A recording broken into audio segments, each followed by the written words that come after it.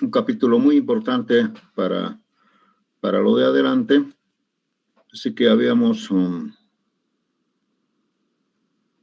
visto que despreciando alguna diferencia con la tangente, podemos encontrar que el tiempo T1, cuando ocurre la primera respuesta en el primer ciclo, sería θ sobre omega d, ¿no? Y la ecuación, en realidad, que nos interesa, habíamos dicho que nos interesa las respuestas máximas en cada ciclo o en cada vuelta. Entonces aquí tenemos el U1, U2, U3. Y el primero se obtiene para un tiempo T1. Bueno, aquí no se ve bien, tal vez acá sí podemos ver, agrandándolo un poco.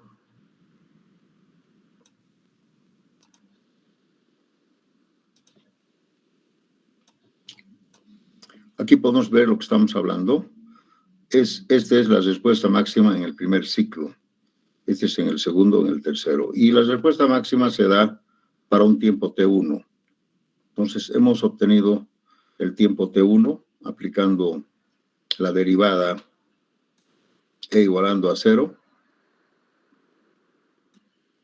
Bueno, y hemos obtenido, pues, la respuesta en el primer ciclo. En el segundo ciclo, simplemente es aumentarle al T1 un periodo, en este caso 2pi sobre OD.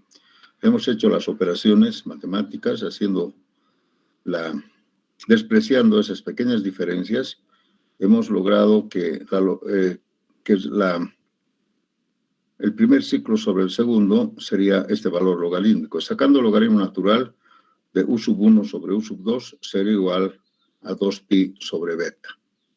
Entonces, este es el valor que nos interesa, que es la relación entre un ciclo y el segundo ciclo, ¿verdad?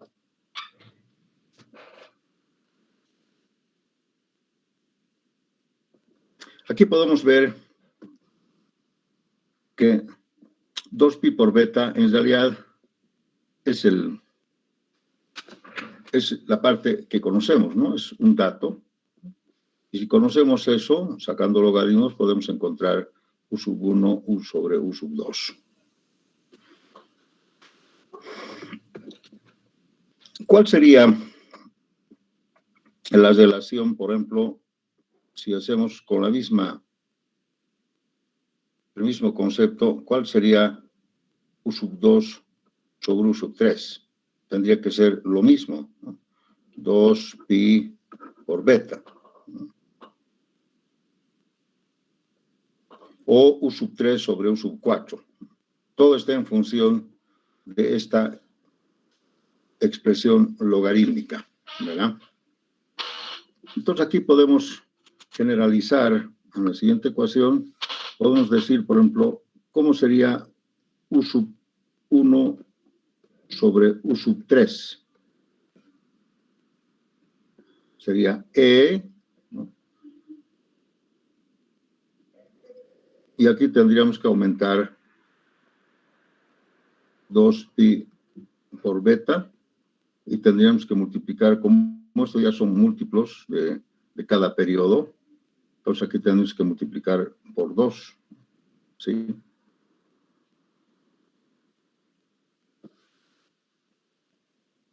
De aquí podemos decir que el logaritmo natural de U1 sobre U3 sería 2 por 2pi por beta. Entonces, este 2 sería el múltiplo que hace variar la relación de un ciclo con otro ciclo, ¿verdad? ¿Cómo sería, por ejemplo, U1 sobre U5? Sería 1U sobre 2, 3, 4, 5. Entonces aquí tendría que ser así, E a la 2pi por beta. Y aquí tendría que ser 4. Podemos encontrar un término común, ¿no? Sería 3 menos 1, 2, ¿no? 5 menos 1, 4. Aquí, entonces, el logaritmo natural de U sub 1 sobre U sub 5 tendría que ser 4 por 2pi por beta, ¿no? Y así sucesivamente. Entonces, podemos encontrar otro ejemplo. ¿Cómo sería, por ejemplo, qué relación habría entre el U sub 3 y el U sub 12, por ejemplo? ¿Cómo sería? Sería se mantiene nomás constante. Y aquí tendría que ser 12 menos 3, 9. Logaritmo natural de U sub 3 sobre U sub 12 tendría que ser 9 por 2pi por beta.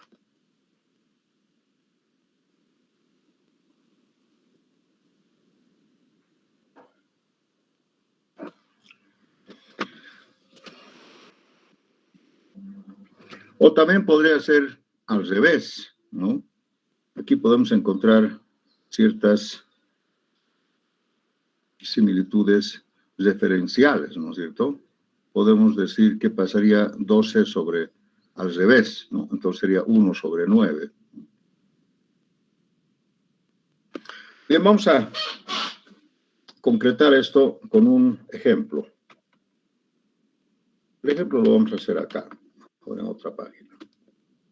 Un ejemplo de un movimiento de vibración libre con amortiguamiento, ¿no? Vamos a tener otra vez la estructurita simple.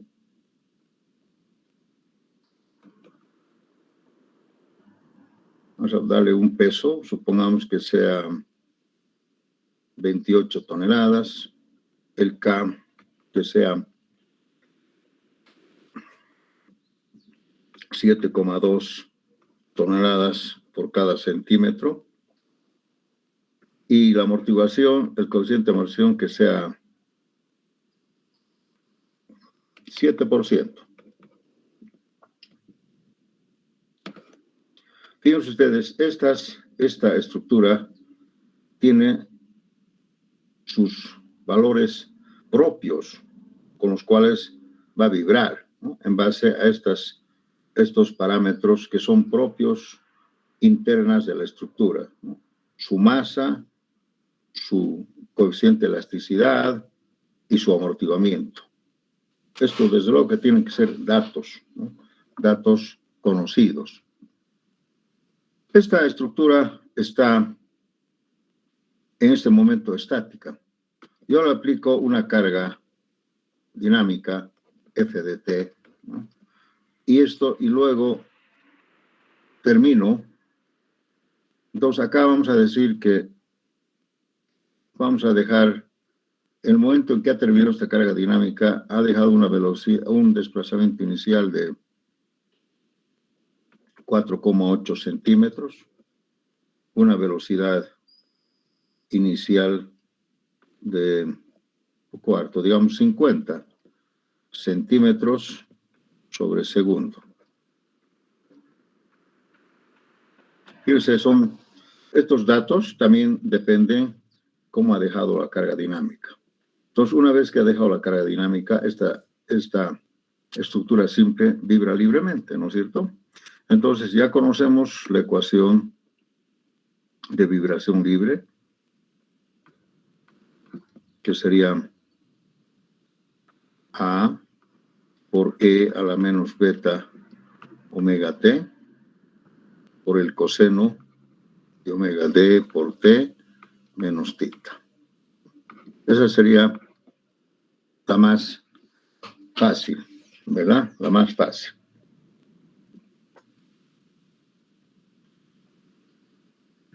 Nosotros podemos encontrar el valor de A.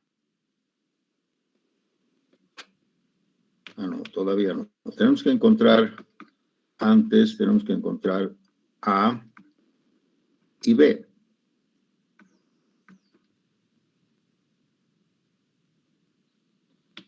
Bueno, empezamos por A. A hemos dicho que en vibración libre es igual a la velocidad inicial más beta omega por el desplazamiento inicial sobre omega d. Y B es directamente el desplazamiento inicial. Y en este caso nosotros ya conocemos, son 4,8 centímetros. Aquí tal vez deberíamos calcular omega y omega d. Omega ya sabemos que es la raíz cuadrada de K sobre M. K es 7,2 por 9,81 sobre 28. K sobre omega. Teniendo en cuenta que la masa es el peso sobre la gravedad. Y esto está expresada, la gravedad, en centímetros. Una maquinita. Fernando, si me ayudas. Por supuesto, ingeniero. Ese valor sale 15.88 radianes sobre segundo. 15.88 radianes sobre segundo. Con ese mismo valor calcularemos omega d. Omega d es igual a 15.88 por la raíz cuadrada de 1 menos 0.07 al cuadrado. Esto es omega, raíz cuadrada de 1 menos beta al cuadrado. ¿Esto cuánto es? Ese valor sale 15.841 radianes sobre segundo también. Ya, 841. Observen ustedes, cuando el amortiguamiento es muy pequeño, estos dos frecuencias son casi iguales, varía muy poco. Por eso que esto es, si lo dividimos, básicamente es como si fuera 1, 0,99 en el otro caso. Entonces aquí se justifica lo que dijimos, ¿no? Que básicamente se puede despreciar y podemos decir que esto es igual a esto, ¿no? Casi igual.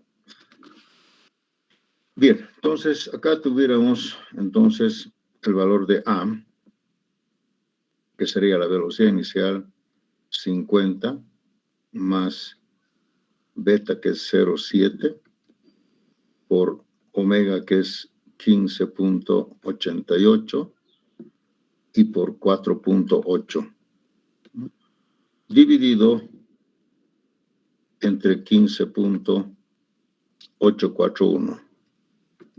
Fíjense, esto es básicamente, podría ser 1. Entonces, ¿cuánto nos sale A?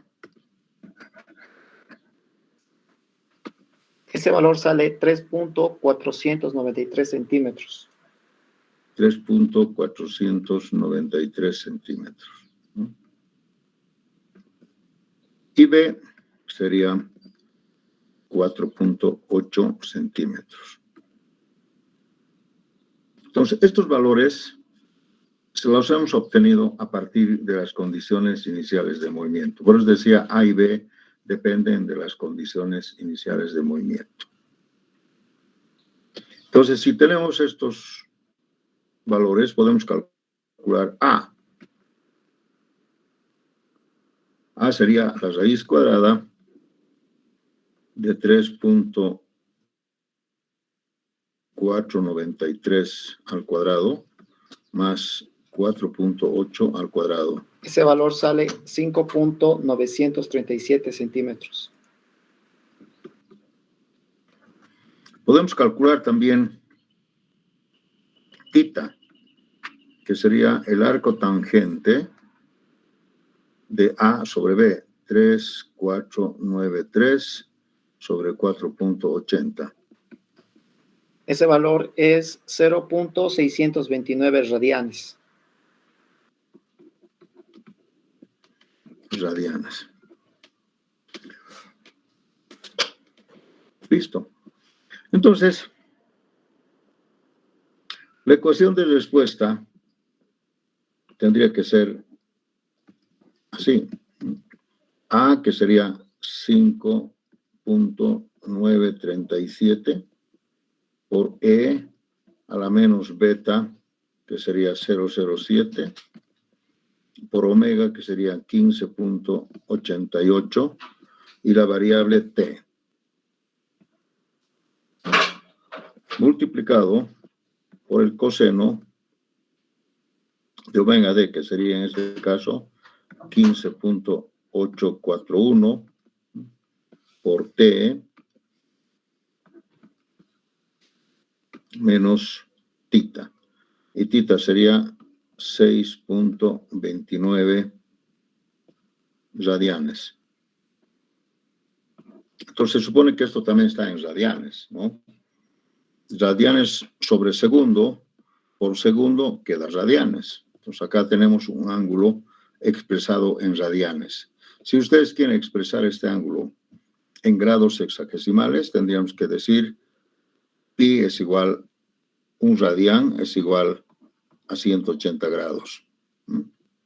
Lo podemos convertir también en grados sexagesimales, ¿verdad?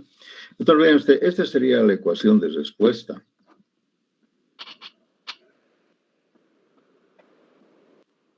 Y si nosotros representamos gráficamente esto, vamos a encontrar exactamente este movimiento.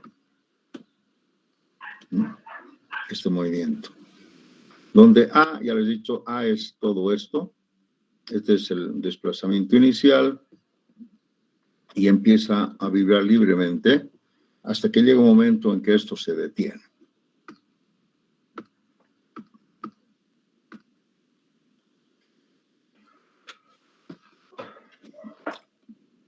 Si nosotros quisiéramos, teóricamente, digamos, encontrar el valor de, por ejemplo, T1,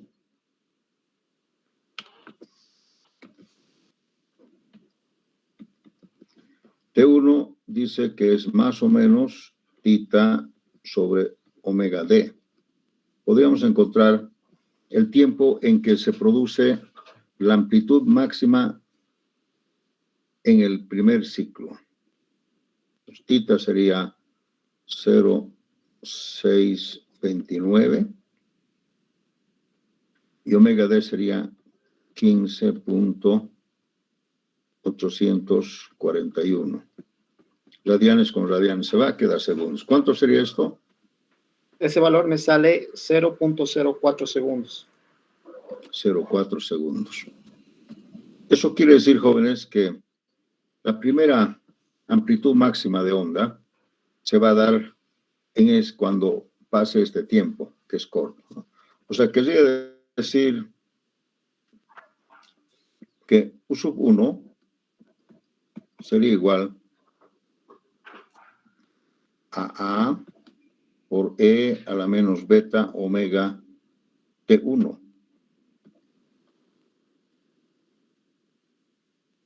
Y este valor lo podemos encontrar. A es 5.93 por E a la menos beta, que es 0.07, por omega, que es 15.88, y el tiempo sería 0.04. O sea, aquí tenemos el valor en centímetros, desde luego, porque A está en centímetros. El primer valor de la amplitud máxima. ¿Cuánto sería? Ese valor sale 5.681 centímetros.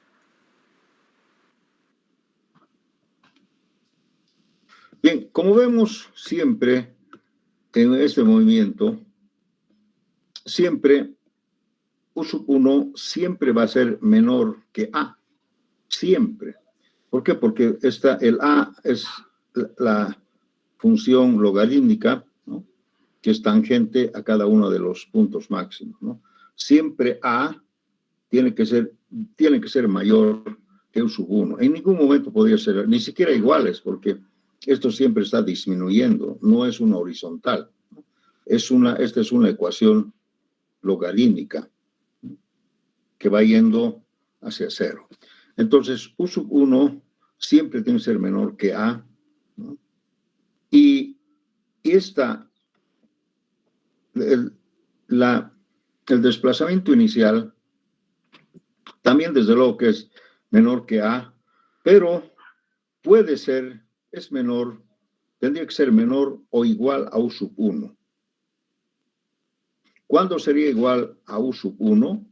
Cuando en este caso, más o menos, hemos visto acá, fíjense, en este caso, cuando la tangente, fíjense, cuando el desplazamiento inicial es casi igual que U sub 1, hay una pequeña diferencia que les había explicado, cuando la velocidad inicial es una horizontal. En otras palabras, cuando la velocidad inicial es 0. Repito, cuando U sub 1 es igual al desplazamiento inicial, en este caso, aquí tendríamos que decir que la velocidad inicial es 0. Porque como esa es la tangente está horizontal. En este caso, en el tiempo inicial, la velocidad inicial se confunde con la primera amplitud máxima de onda, ¿no? Esto es cuando la velocidad inicial es 0.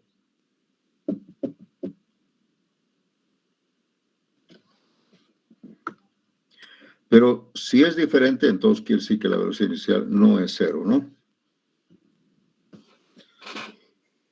Pues aquí hemos visto que U sub 1, U sub 1 tiene que ser siempre mayor o igual al desplazamiento inicial.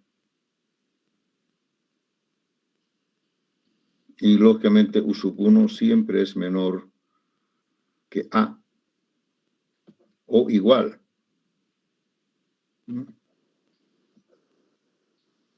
¿Cuándo es igual? Cuando el desplazamiento es igual a U sub 1 también.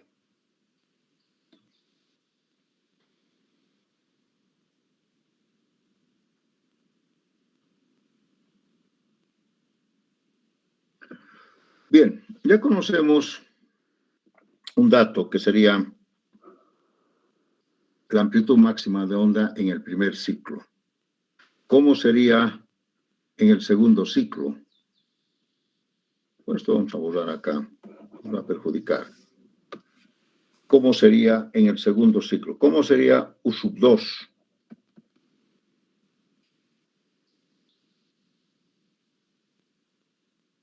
U sub 2 habíamos dicho que es E a la 2pi. No es así.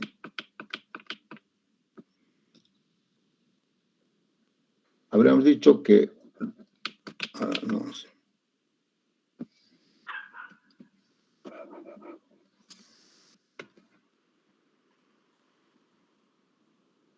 U sub 2 sobre U sub 1. Logaritmo natural de U sub 2 sobre U sub 1. Tendría que ser 2pi por beta multiplicado por U medio.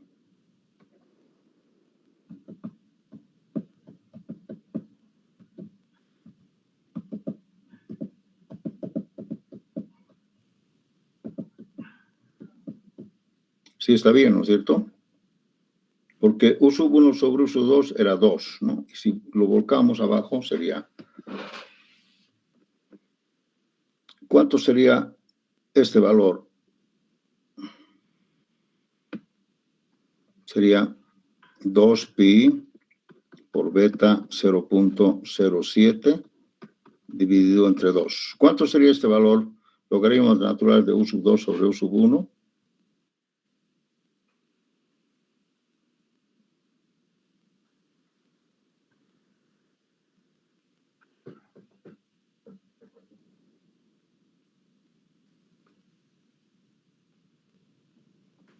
Ese valor a mí me sale 0.22, ingeniero. Ya, pero aquí hay un pero que no me está gustando. ¿Y cómo puedo calcular U sub 2? Tendría que sacar otra vez. A ver, entonces sería así. U sub 2 sobre U sub 1 tendría que ser E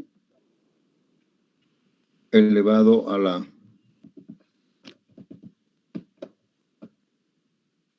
Creo que esto tenía que ir abajo, ¿no? Esto está mal, ¿no, Fernando? Este tendría ingeniero, que ser... si está haciendo en la expresión de abajo, en lo que está escribiendo el E, Sí, ahí debería ir arriba con signo negativo. negativo. Sí. Esto también Menos tendría 2. que ser negativo. Correcto, ingeniero. Ahí donde está el E debería ser menos 2 pi por beta. O sería también E a la menos 0,2.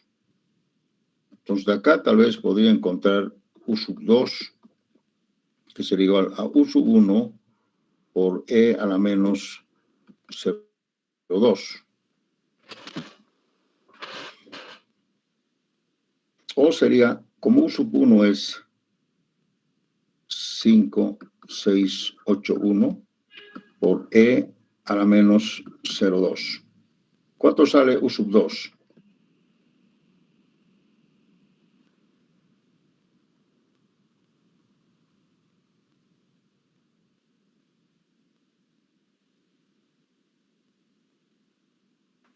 E sub 2 a mí me sale 3.659 centímetros. 3.659 centímetros. Ajá.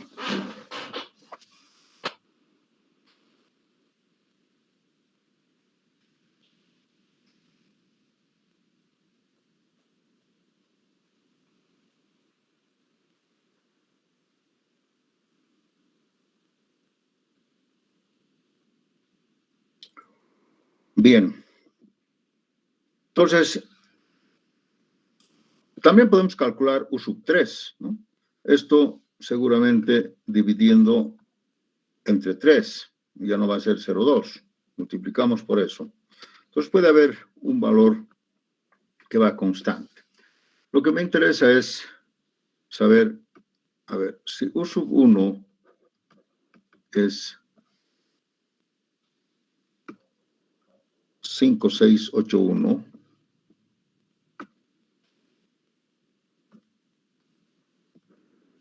centímetros, y U sub 2 es 3,659.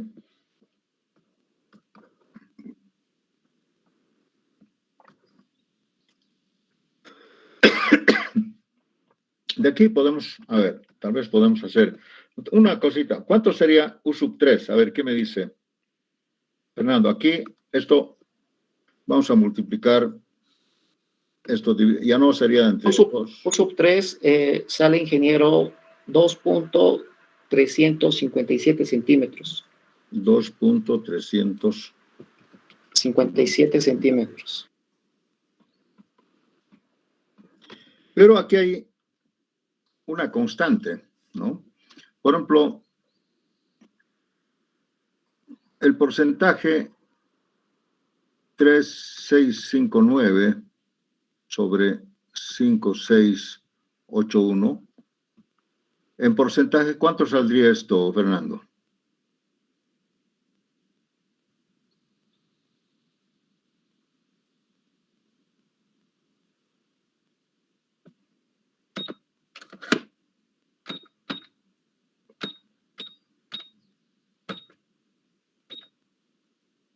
Aquí tal vez me he equivocado, 6.81, ¿no? 6,681. Ese valor, 64. ¿Así? No.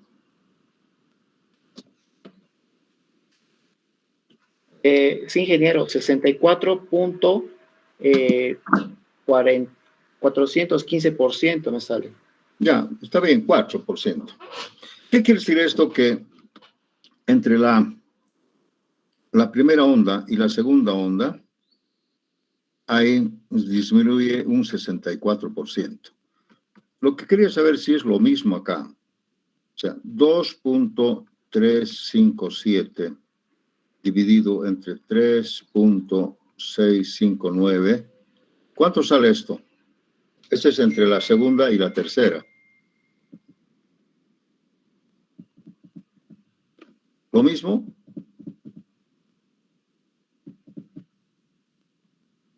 Debería salir lo mismo. A mí me sale lo mismo, ingeniero. 64. Sí, se sabe lo mismo. ¿No? Entonces, fíjense ustedes, del primer ciclo al segundo ciclo, disminuye por 0,64%, ¿no? O sea, es el 64%. Del segundo al tercero tiene que ser lo mismo. También entonces ahí vamos a ver que estas proporciones baja igual, ¿no? O sea, tiene que ser así, va bajando. Pero bueno, no quiero dibujar ese mamarracho, pero tendría que ser lo mismo. Bien, les voy a hacer una pregunta. A ver, ¿cuánto sería el U sub 7 con esa proporción? ¿Cuánto sería el U sub 7? ¿Cómo podemos obtener?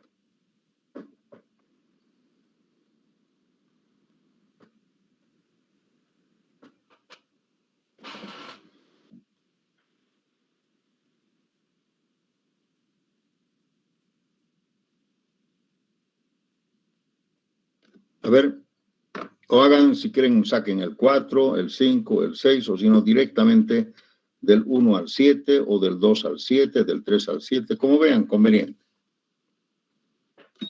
¿Cuánto sería el desplazamiento máximo o la onda máxima en el ciclo 7, en la vuelta 7?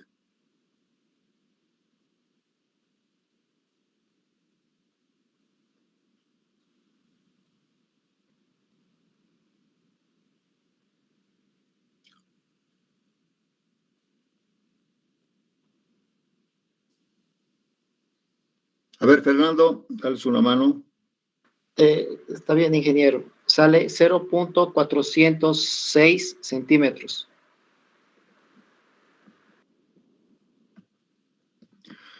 Entonces va reduciendo, ¿no? Va disminuyendo, ¿no? Hasta que llega un momento que esto pues va a ser casi cero, ¿no? Entonces tal vez podríamos encontrar el U final, digamos, ¿no? ¿Cuál sería el valor final? ¿Cuándo podemos decir que se detiene? Como sabemos que esto no va a llegar a cero, entonces podemos hablar de un valor que en realidad para nosotros sería básicamente imperceptible, ¿no? O sea, vibra, pero ya no se siente, digamos, ya no afecta, ya no... Porque miren, 0,406 sí es muy poquito, es menos de medio centímetro, pero lógicamente todavía. Pero ya sí podemos encontrar cuándo. Habíamos dicho que normalmente todos los libros coinciden en que una amplitud máxima de onda de 0,1 centímetros, esto querría decir 0,10 milímetros, ¿no? 1 sobre 10 milímetros, 0,10 milímetros, ya es una deformación o un desplazamiento básicamente que no se nota, no se siente, no se mide ya, ¿no? Ya no se siente. Podría ser. Este es un valor que básicamente podríamos decir la décima parte de 1 milímetro. Imagínense cuánto es la décima parte de 1 milímetro. Tal vez el espesor de un pelo podría ser. Si nosotros consideramos entonces este valor, que básicamente ya una vibración de este valor ya es imperceptible, pues podemos decir que en este momento el T sería el T final, el tiempo en que básicamente la onda disminuye, ¿no? Si nosotros vemos acá en la gráfica, acá miren, en U1, U5, U6, U7, en alguna vuelta va a llegar a que este desplazamiento es la 10ª parte de 1 milímetro. Básicamente lo podemos considerar que el movimiento de vibración libre se ha detenido, a pesar que no se detiene, por las mismas matemáticas, no se detiene, ¿verdad? Entonces, pero para nosotros, para nuestra teoría, podemos considerar así. Entonces, podemos entonces encontrar la ecuación, ¿no? El logaritmo natural, digamos, de U1 sobre el U final, que sería 0.01, tendría que ser igual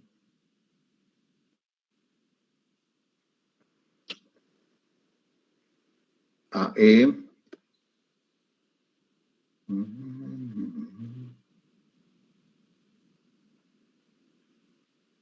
no.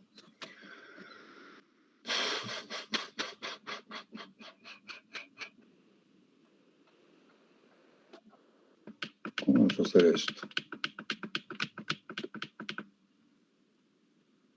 A ver.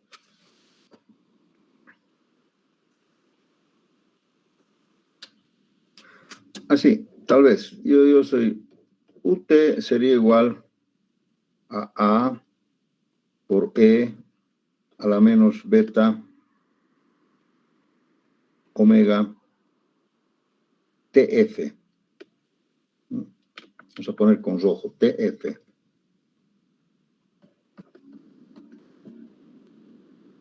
Y esto debería ser igual a 0.01 centímetros. Entonces, nosotros necesitamos conocer este tiempo TF.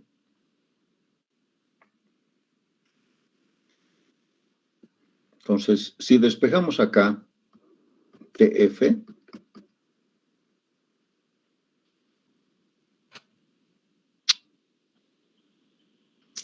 vamos a hacer lo siguiente.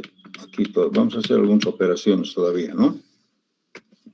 Entonces, de acá podemos decir que A sobre 0.01 es igual a E a la menos beta omega TF.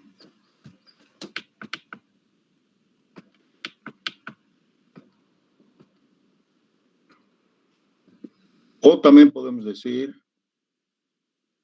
que 0.01 sobre A es A a la beta omega TF. Ahora sí. De acá podemos despejar, sacando logaritmos, ¿no? Logaritmo natural de 0.01 sobre A sería igual a beta omega por TF. Esa sería la ecuación general. Y de aquí podemos despejar TF. TF sería logaritmo natural de 0.01 sobre A dividido entre beta omega. Bueno, este sería más claro.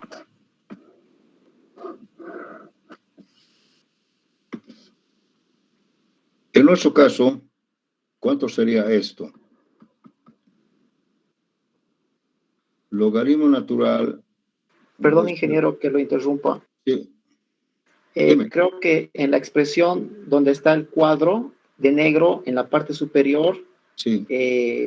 Está al revés. A debería estar en el abajo y el 0.01 debería estar arriba.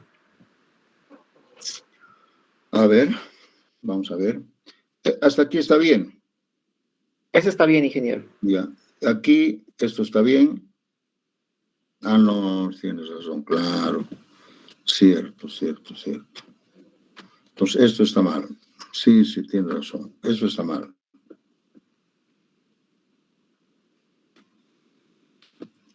(001) tendría que venir, este A más bien tendría que venir al revés. Sí, ingeniero, solo es cambiar esa posición, signo. después todo está bien. Sí, esto es el signo, sí. Tiene razón, gracias. Siempre me puedo equivocar. Entonces sería menos, aquí sería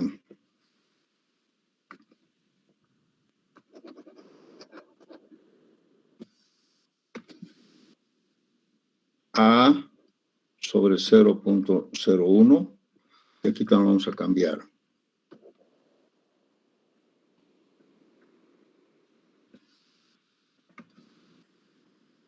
A sobre 0.01. Entonces, sí, gracias. Aquí tendríamos en nuestro caso A es, ¿cuánto es A? 5.937 era A para nosotros. 37. Dividido entre 0.01. Dividido entre beta, que sería 0.7. Omega era 15.88. 88. ¿Cuánto sale esto? Tendría que salir esto en segundos, ¿no? Exactamente, ingeniero. Sale 5.745 segundos.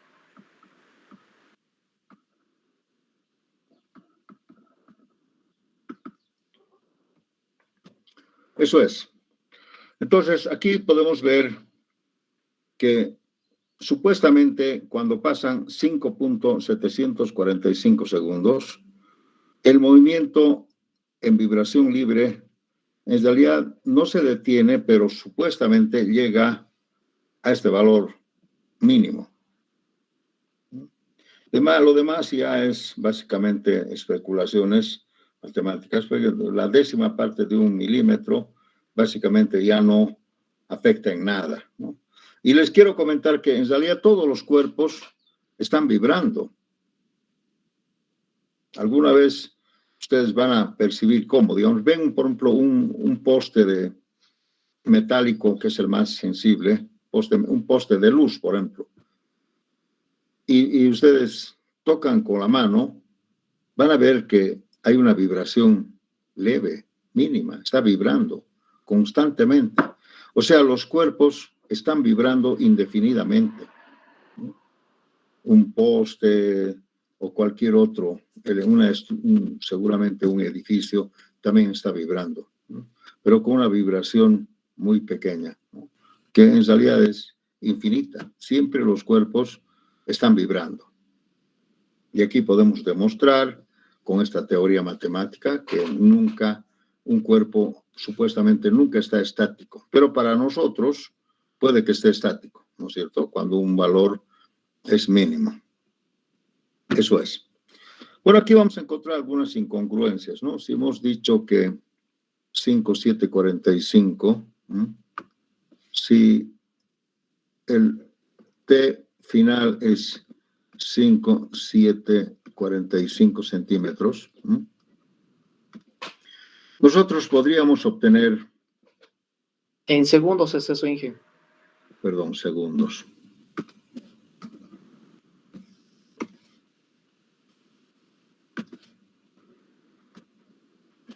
Nosotros podríamos tal vez con esto encontrar el número de ciclos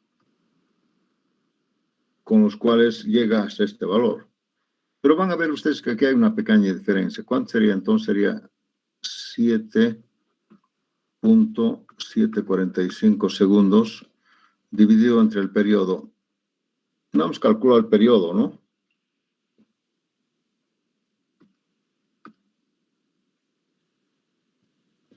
Aquí vamos a calcular TD.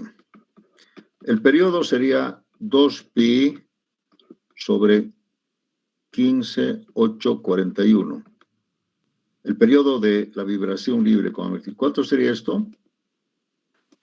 Ese valor sale 0.397 segundos. Segundos. El periodo dice que cada 0,397 segundos se repite el movimiento. Eso que se llama periodo, 0,397. Entonces, nosotros si dividimos entre 0,397, Deberíamos sacar un número redondo, pero no va a salir. ¿Cuánto sale esto? ¿Cuántos ciclos? Sale 14.48. 1448 ciclos. Acá hay una pequeña incongruencia porque hemos despreciado algunos valores exactos, ¿no? Además, hay que pensar que también ha habido primero un tiempo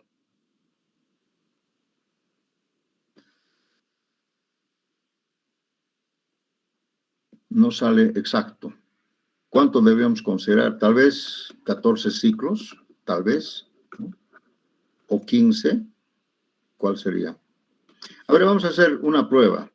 ¿Qué pasa si decimos que son 14 ciclos? Entonces, el U14, ¿cuánto sería? Estamos ahí haciendo el U7. ¿Cuánto sería el U14? Con la misma que he sacado. El U14 sale 0.02 centímetros. 0.2 centímetros. Entonces tendría que ser 15. Con 15. El 15 sale 0.012 centímetros. 12 centímetros. Bueno, aquí debería salir, entonces por lo menos debería salir 15 ciclos, ¿no? Por eso que hay aquí una pequeña... Y este 2 es el T1. No se olviden que aquí tenemos T1 más el periodo, ¿no? ¿Y cuánto era el T1? 0.0. El T1 es 0.04. 0.4, ¿así? Sí, ingeniero. Sí. Entonces, bueno, aquí debía haber salido entonces 0.14, algo así. Pero aquí podemos decir, básicamente la respuesta sería 15 ciclos. No sale, debería salir exacto, pero habría que redondearlo, ¿no? Más o menos en 15 ciclos llegamos a un valor casi cero. Entonces quiere decir que este movimiento de vibración libre da 15 ciclos, 15 vueltas. Y en la quinta vuelta, básicamente ya su vibración es despreciable. ¿Sí? Pero fíjense ustedes, todo esto simplemente es información. Si yo quiero diseñar una estructura tomando en cuenta su vibración libre, yo tendría que pensar en este valor. 5,681 centímetros, que es la deformación máxima en el primer ciclo. Con esto yo tendría que ver si diseño, o tal vez tendría que diseñar cuando el movimiento está forzado. ¿Me entienden? Yo a veces les he dicho que a veces, por alguna razón, los movimientos más grandes en deformaciones, velocidades y aceleración ocurren en la vibración libre. O sea, la vibración libre, jóvenes, no podemos olvidarnos nunca. Un edificio que ha sido sometido a una carga sísmica, carga dinámica, a veces, como es tan rápido, a veces el cuerpo reacciona apenas y cuando ya se ha ido el sismo, recién el edificio empieza a vibrar, a pendular con mayor desplazamiento o con mayor velocidad. Y tal vez a veces vemos que el edificio ha sufrido un deterioro en su vibración libre y no cuando estaba el sismo. Todo depende de las características de la carga dinámica. O sea, yo les digo, en la vibración libre no nos podemos olvidar. Siempre está presente. Ahora, algo más. Cuando un cuerpo es sometido a una carga dinámica o cuando una estructura es sometida a una carga dinámica, internamente también, aparte del movimiento forzado que responde, también responde a su propia vibración libre internamente. Entonces, verán ustedes que la vibración libre no solamente es al final, también es de principio. O sea, incrementa o disminuye, dependiendo cómo lo podemos ver, los valores de deformaciones, velocidades y aceleraciones debido a su propia vibración libre, su propia vibración libre. O sea, los cuerpos así estén sometidos a cargas externas, estos pueden vibrar o pendular, como quieran ustedes, por su propia vibración libre. Entonces verán ustedes que la vibración libre no es al final, no siempre es al final. También lo podemos considerar durante el movimiento forzado, ¿sí? ¿Alguna pregunta? Bien, Fernando, ya que estás ahí, ¿cómo está yendo en las clases de oscilatura? ¿Dónde estás? Recién este sábado, como fue nuestra primera clase, solo hicimos la programación de la planilla vibración libre, pero sin amortiguamiento. Ya. Sin amortiguamiento. Muy bien, yo les voy a dar, entonces, una práctica. Inge, no sé si me puede escuchar. Sí. Sí, tenía una duda sobre el ejercicio, sobre ese factor que usa para poder llevar de una amplitud a otra. ¿Cómo es que lo haya, Inge? Ahí estoy un poco perdido. A ver, repetimos un poquito más fuerte. Acércate a tu micrófono. No te he escuchado. Muy suave. El factor, Inge, que usa para poder ir de una amplitud a otra. Es decir, de U1 a U2, digamos. No le entendí bien cómo hay eso. Ya, perfecto. Bueno, en primer lugar, habíamos visto, vamos a hacer una cosa general, ¿no? Vamos a aprovechar esto. En realidad, la ecuación es esta, para ir de una amplitud a otra, pero en este caso hemos saltado del 1 al 3, entonces aquí hemos multiplicado por 2. O sea, hemos aumentado porque aquí para ir de una amplitud a la otra es aumentar un periodo, otro periodo, otro periodo. Entonces, del 1 al 3 en realidad hemos aumentado 2 periodos. Del 1 al 5 hemos tenido que aumentar 4 periodos. O sea, eso se explica diciendo que, fíjense, para cada amplitud hay que aumentar un periodo. Del 1 al 2, un periodo. Del 1 al 3 serían 2 periodos. Del 1 al 4 serían 3 periodos. Eso es lo que he escrito acá. 2 periodos. Del 1 al 5, 4 periodos. Del 3 al 1. Entonces, del 1 al 2 es un periodo nomás, pues. Del 1 al 6. U sub 1 sobre U sub 2 sería, de acuerdo a lo que hemos calculado, sería 2pi por beta, y aquí sería 1. Sería 1, de 1. ¿no? O también podemos decir del 1 al 4 al 1 al 5 es solamente un periodo. Sería E por 2pi beta, y aquí sería 1. ¿no? Entonces, 2 menos 1, 1. 5 menos 4, 1. Así. Cambio aquí sería, mira, 12 menos 3 sería 9. Quiere decir que del periodo 3, perdón, del 1 al 12, perdón, del 3 al 12, hay 9 periodos. Por lo que va a hacer esto que va creciendo, ¿no es cierto? Va creciendo el periodo. Entonces, habíamos dicho en general, ¿no? Que logaritmo natural de U sub 1 sobre U sub 2, por ejemplo, sacando logaritmo, sería solamente 2pi por beta.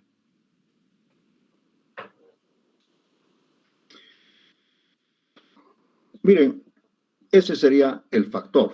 ¿no? Ahora, si ustedes quieren logaritmo natural de U sub 1 sobre U sub 4, digamos, aquí sería 2pi por beta, y aquí hay que, 4 menos 1, aquí hay que multiplicar por 3. Así vamos siendo de cualquier número. ¿no? Hemos hecho del 3 al 12, en fin, de todo. Pero van a ver ustedes que aquí, en esta ecuación, por ejemplo, esto es conocido, 2pi es conocido. A veces, si no conocemos beta y nos dicen del 1 al 2 hay 64, creo que no. Bueno, si yo digo, por ejemplo, si U sub 2 es el 60% de U sub 1, así.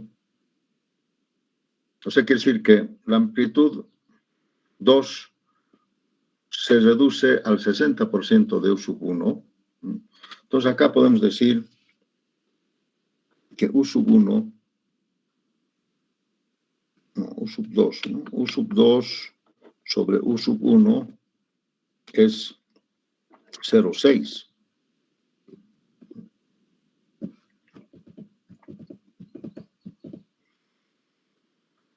¿Cuánto sería beta?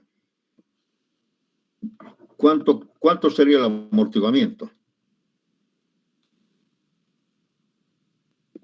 Tendríamos que calcular entonces logaritmo natural, o en este caso, tenemos que calcular U sub 1. Entonces, U sub 1 sobre U sub 2 sería 1 sobre 0,6. ¿No? Entonces, si quiero aplicar directamente el logaritmo natural de 1 sobre 0,6, tendría que ser igual a 2pi por beta. No conozco beta. Entonces podríamos encontrar beta, es decir, beta va a ser igual al logaritmo natural de 1 sobre 0,6 sobre 2pi. A ver, una maquinita. ¿Cuánto es el logaritmo natural de 1 sobre 0,6?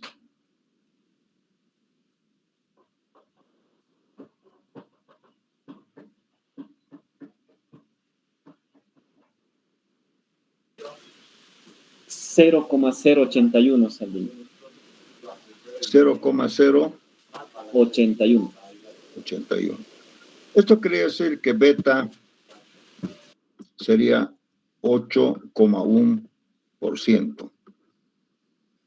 Entonces, cuando el amortiguamiento es 8,1%, se va a dar esta relación de diferencia de porcentajes, ¿cierto? Entonces, en realidad, este puede ser un factor, ¿no? Porque aquí hemos visto que se repite. Se repite. Del 1 al 2, 64,4%. Del 2 al 3, lo mismo. Entonces se va repitiendo. Y todo es en función del amortiguamiento beta. O sea, ustedes han visto que puedo calcular beta también acá. Para que el U sub 2 sea el 60% de U sub 1, beta tiene que ser 8,1%, según esta expresión. ¿Está comprendido? ¿Esa es tu pregunta más o menos, el factor que decías? Sí, Inge, como en nuestro ejemplo solamente había un periodo y hemos ido de manera inversa, eso es lo que me estaba confundiendo un poco. Sí. Un medio hemos usado en nuestro ejemplo. Pero esto les puede ayudar también mucho, ¿no? Esto. De una vuelta a la próxima, dependiendo de beta, ¿no? Si beta es creo que 7%, entonces disminuye en este porcentaje. De la próxima también disminuye el otro porcentaje. Y así. Este valor, entonces yo les puedo dar este dato y ustedes calculan beta, ¿no? O al revés, ¿no? Si yo les doy beta, ustedes calculan esto, ¿no? Bien. Entonces, vamos a hacer una práctica, la práctica número 1.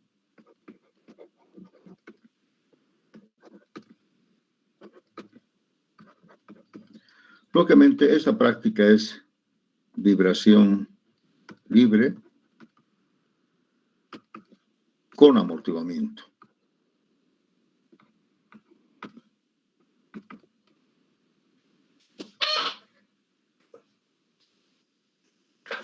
Bien. Vamos a dar una estructura como dato.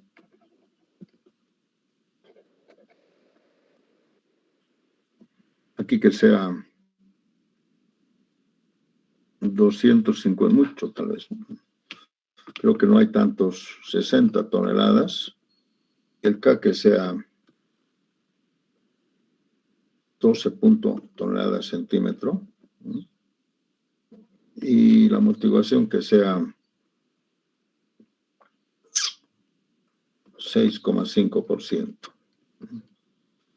Observen ustedes que yo el coeficiente de amortiguamiento no puedo usar valores muy altos, porque en realidad no existe, ¿no? Tal vez 10%, 12%, pero ya serían estructuras, ya no serían de hormigón armados, tal vez serían metálicas, alguna cosa así, ¿no? En cambio, estas otras, todo depende de su peso y sus columnas, ¿no?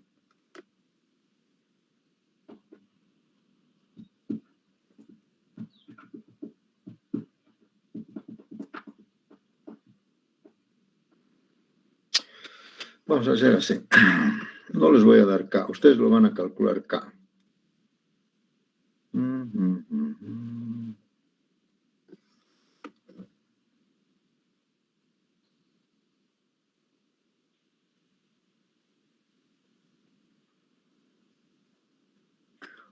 Esto va a ser 60 toneladas, es mucho, ¿no?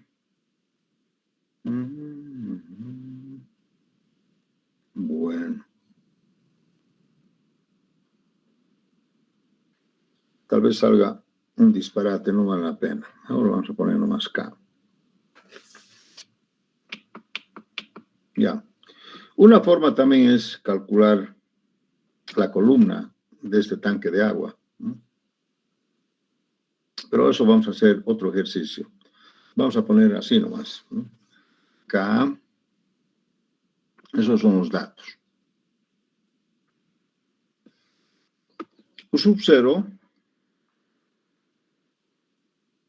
va a ser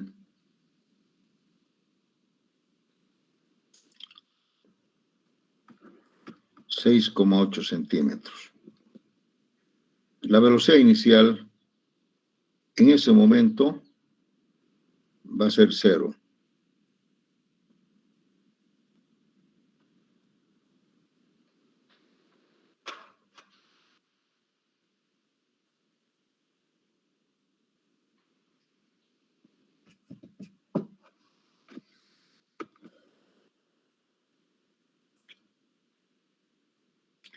Entonces, determinar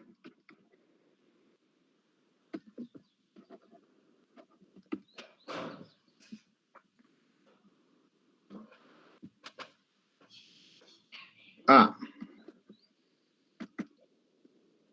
la ecuación de respuesta.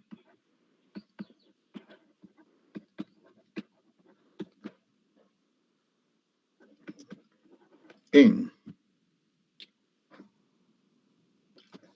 desplazamientos, velocidades y aceleraciones.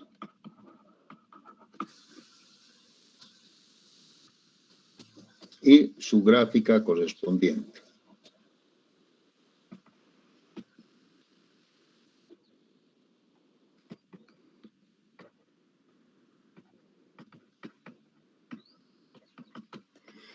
La gráfica tiene que ser en una hoja de papel tamaño carta, por favor, horizontal. Y la gráfica, como ha dibujado, como les ha mostrado el auxiliar Fernando, tiene que ser pues una gráfica que ocupe toda la hoja. Sí. Algo que sea, que no sea una cosa chiquitita ni una cosa grande, ¿no? Que se vea más o menos unas 10 ondas, más o menos, ¿no? Algo que podamos apreciarlo bien, ¿no? Entonces tienen que buscar una escala adecuada y tienen que dibujar esto en el mismo, como el periodo es el mismo, seguramente en el mismo dibujo en velocidades, en aceleraciones, pero a diferentes escalas, ¿cierto? Eso me interesa. B.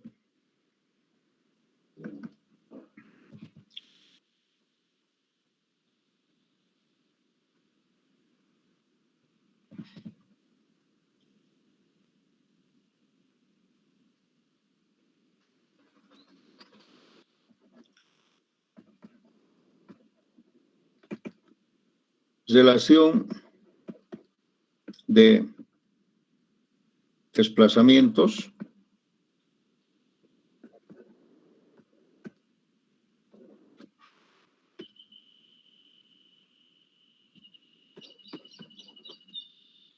en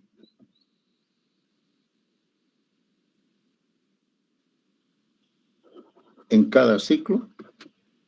¿Qué relación habría? C, el tiempo en que se detiene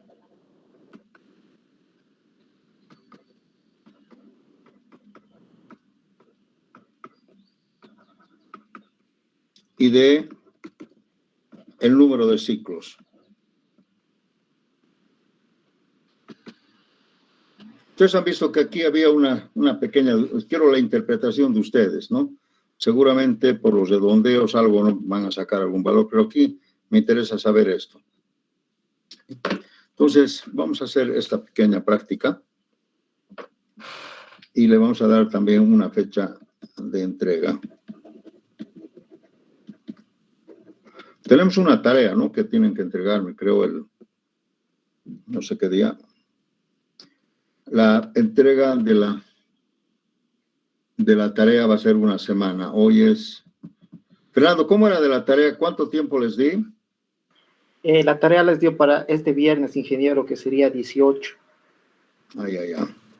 Entonces, de aquí a una semana, lo voy a dar lunes, 14 más 7, 21.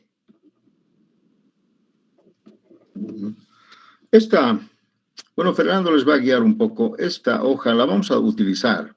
Vamos a utilizar, jóvenes. Entonces, háganlo, es posible, a colores. Es un buen graficador. El Excel o el MATLAB o el MATLAB son los graficadores que yo conozco, pero tal vez ustedes conocen más. Fernando, ¿hay más graficadores? Claro, ingeniero, se puede hacer en Python también o cualquier otro lenguaje. Ya. Yo les quiero decir, algunos estudiantes hacen una cosa así, quebrado. Esto tiene que ser exactamente así, armónico, ¿no? La curva perfecta, ¿no?